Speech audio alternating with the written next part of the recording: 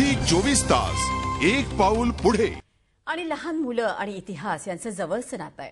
त्यामुळेच इतिहासकालीन युद्धकला शिकण्याची सुवर्ण संधी सध्या विद्यार्थ्यांना मिळते। तलवारबाजी, दांडपट्टा, लाठीकाठी, भालाफेक अशा विविध कला पन्हाळ्याच्या एका शिबिरात शिकण्याची संधी सध्या बच्चे कंपनीला मिळते। हे विद्यार्थी कुठल्या तरी युद्धावर जाण्याची तयारी करतायत अशीच ही दृश्य आहेत।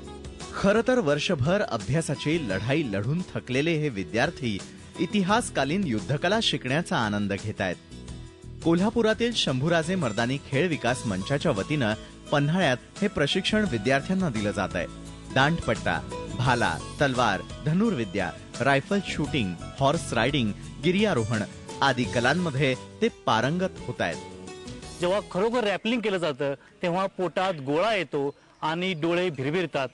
या परिस्थितीमध्ये देखील या विकास मंचच्या माध्यमातून अनेक ट्रेन आणि प्रशिक्षित तज्ञांच्या माध्यमातून हे रॅपलिंग ही मुलं लीलया पार करतायत। पारंपरिक खेळ जे आज लोप पावत चालले आहे या परंपरेला आपल्या लोकांना विसर पडलेला आहे। टीव्ही च्या समोर लहान मुलं कार्टून बघत बसतात, त्यांना हे पारंपरिक खेळ आले पाहिजेत व या खेळाचा प्रसार झाला पाहिजे।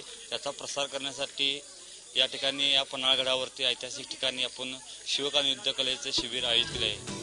या युद्धकलांची फक्त विद्यार्थ्यांनाच नाही तर त्यांच्या पालकांनाही भुरळ पडली आहे।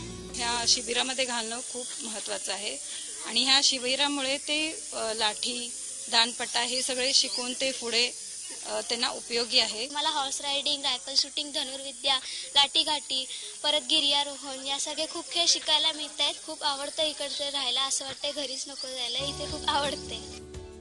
पन्हाळ्यात सुरू असलेल्या या शिबिराच्या माध्यमातून शस्त्रविद्येसह शिवकालीन किल्ल्यांच्या भेटी आणि प्राचीन मंदिरांचं दर्शनही या विद्यार्थ्यांना घेता येणार आहे।